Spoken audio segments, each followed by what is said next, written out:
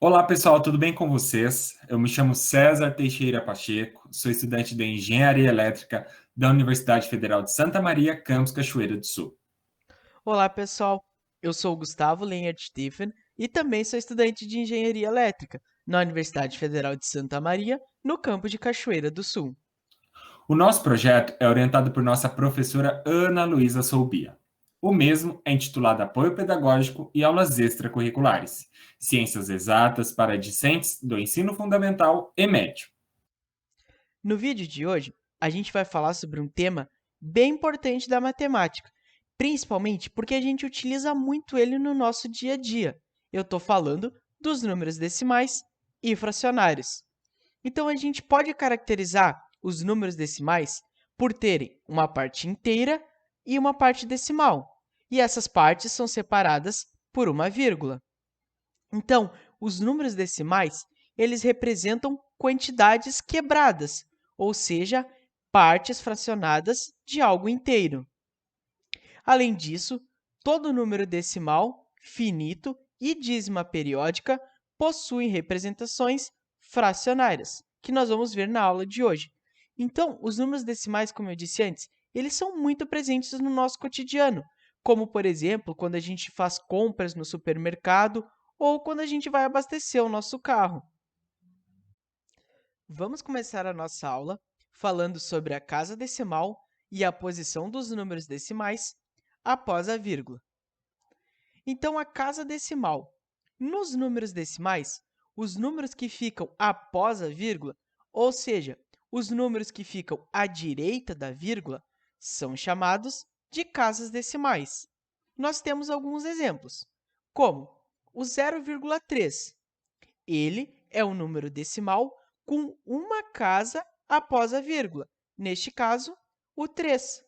Já o número 1,3333 reticências é um número decimal periódico com infinitas casas decimais após a vírgula, porque o 3 sempre se repete. Então, vamos ver agora a posição dos números decimais após a vírgula. Vamos elucidar esse conceito através de um exemplo. Vamos considerar, então, o seguinte número decimal: 1,2645.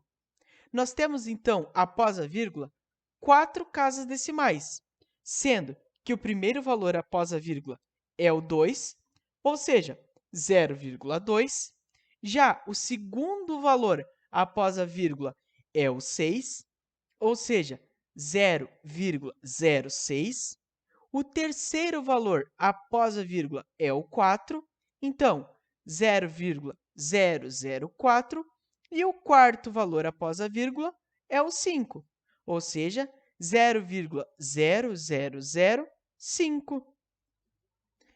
Outra coisa que também é bem importante quando a gente trata dos números decimais é com relação à sua nomenclatura. Então, nessa tabelinha, a gente traz as principais nomenclaturas dos números decimais. Nós temos, então, o décimo, onde nós temos uma casa decimal após a vírgula, o centésimo, que é a segunda casa decimal após a vírgula, o milésimo, terceira, e assim sucessivamente. Então, para elucidar de novo esse conceito, vamos fazer um exemplo e vamos fazer uma análise de cada algarismo do número 7,143 e escrevê-lo, então, ao final, por extenso.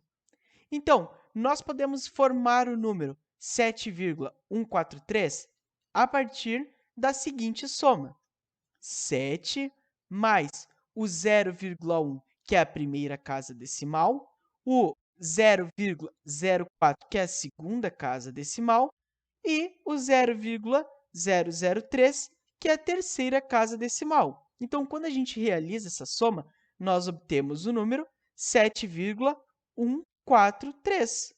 Então, vamos lá.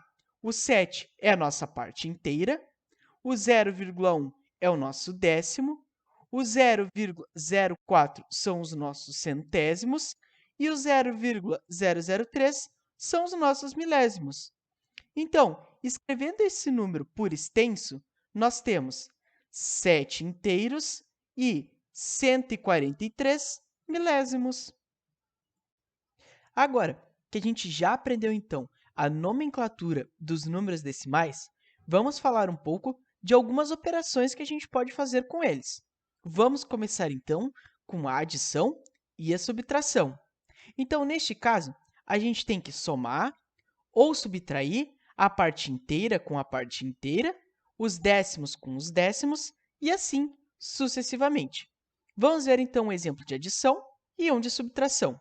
Na nossa adição, nós temos 1,442 mais 2,4. Neste caso, então, nós temos que somar primeiro os milésimos com os milésimos, depois os centésimos com os centésimos, os décimos com os décimos e, por final, os inteiros. Então, neste caso, realizando a soma, nós temos o 2 com o 0, que dá 2, 4 mais 0, que dá 4, 4 mais 4, 8, e a parte inteira, 1 mais 2, que dá 3. Então, neste caso, o nosso resultado ficou 3,842. Já na nossa subtração, nós temos o número 3,842 menos 1,442. Então, vamos seguir o mesmo procedimento. Porém, agora, ao invés de somar, vamos subtrair. Então, subtraindo 2 do 2, 0. 4 menos 4, 0. 8 menos 4 é 4. E 3 menos 1 é igual a 2. Mantendo novamente a posição da vírgula, nós temos que o resultado da subtração é 2,4. Já no caso da multiplicação, é um pouquinho diferente. Ao final da multiplicação, semelhante à dos números inteiros, nós temos que somar a quantidade de casas decimais dos dois números e colocarmos essas casas no resultado. Vamos ver o exemplo.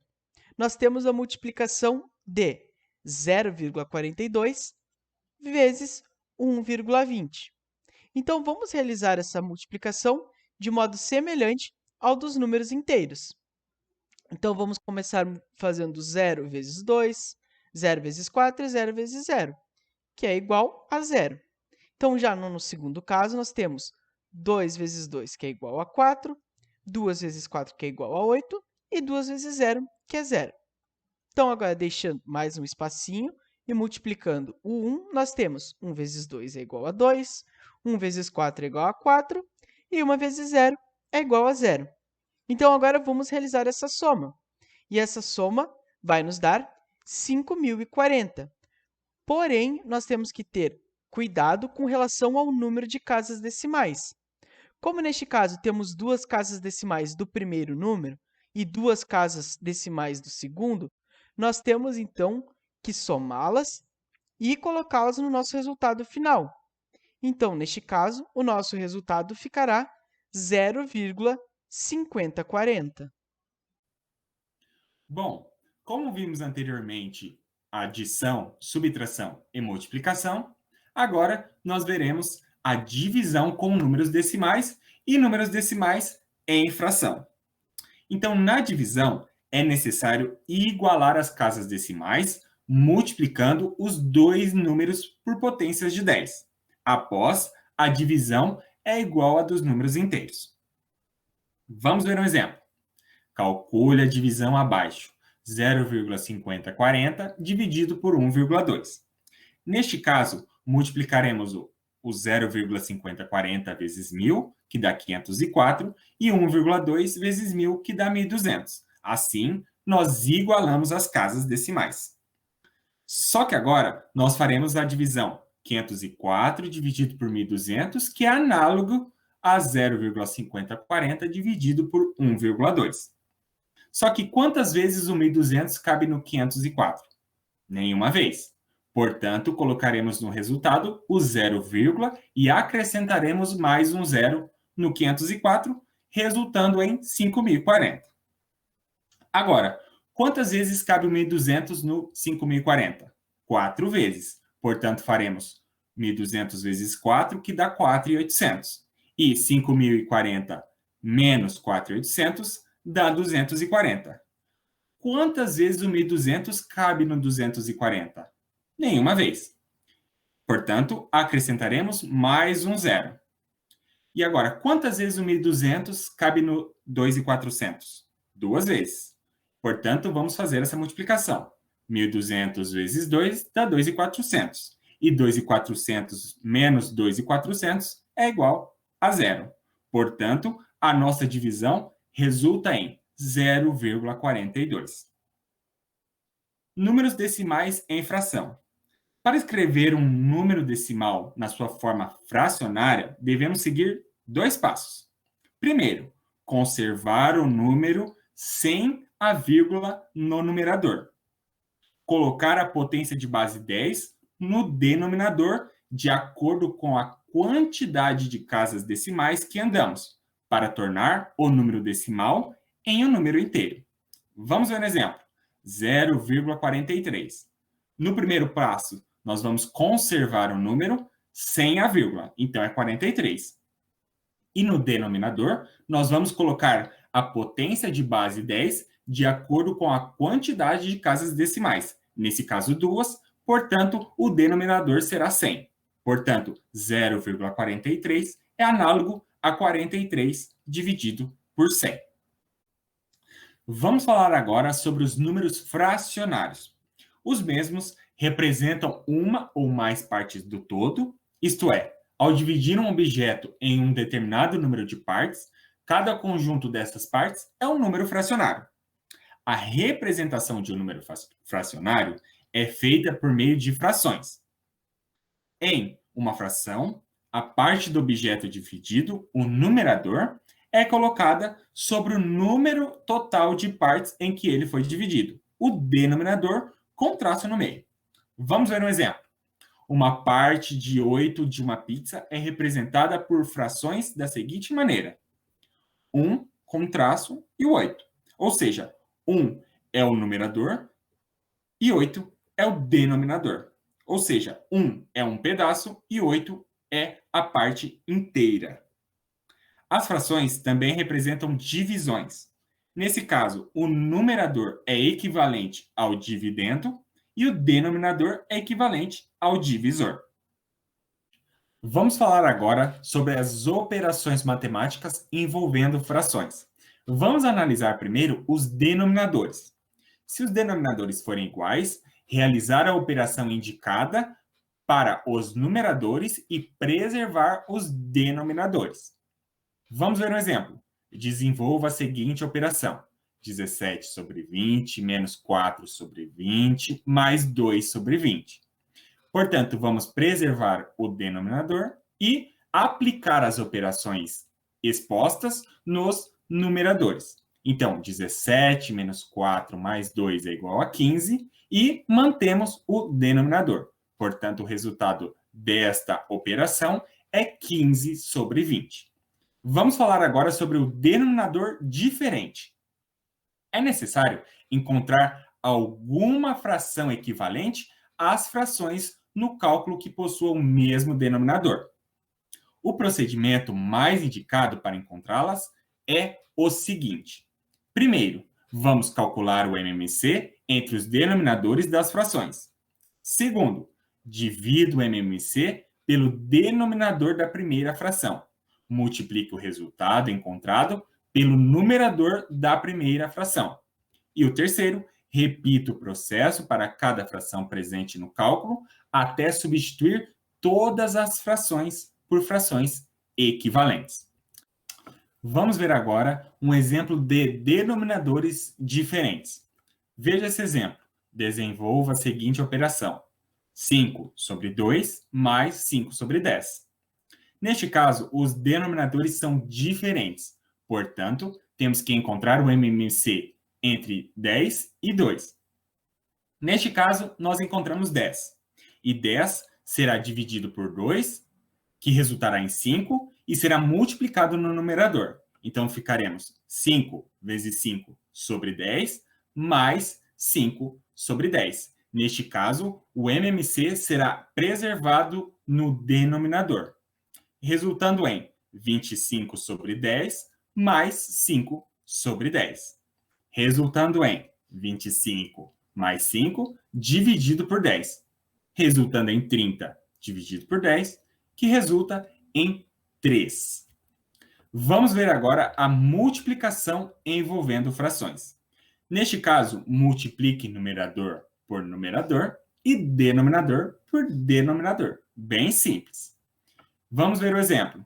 5 vezes 5 é igual a 25 e 2 vezes 10 é igual a 20. Neste caso, numerador com numerador e denominador com denominador, resultando em 25 sobre 20, simplificando 5 sobre 4, que resulta em 1,25. Vamos ver agora a divisão. Reescreva as frações da seguinte maneira. Repita a primeira e multiplique-a pelo inverso da segunda. Após isso, basta fazer o processo de multiplicação que nós vimos anteriormente. Veja esse exemplo. 5 dividido por 2, dividido por 5, dividido por 10. Neste caso, mantemos a primeira e multiplicamos pelo inverso da segunda. Vamos ver. 5 sobre 2 vezes 10 sobre 5. Neste caso, 50 sobre 10, resultando em 5. Bom, pessoal, então, para finalizar nossa aula de hoje, vamos ver em qual grupo estão inseridos os números decimais e fracionários. As frações e os números decimais pertencem ao conjunto dos números racionais. Esse conjunto contém todos os números que podem ser escritos na forma de fração, isto é, x é um número racional se x é igual a sobre b, e a e b são números inteiros, e b sempre deve ser diferente de zero. Bom, essa foi a nossa aula de número 26 sobre números decimais e fracionários, e eu espero vocês na nossa próxima aula de dízima periódica e fração geratriz. Até lá!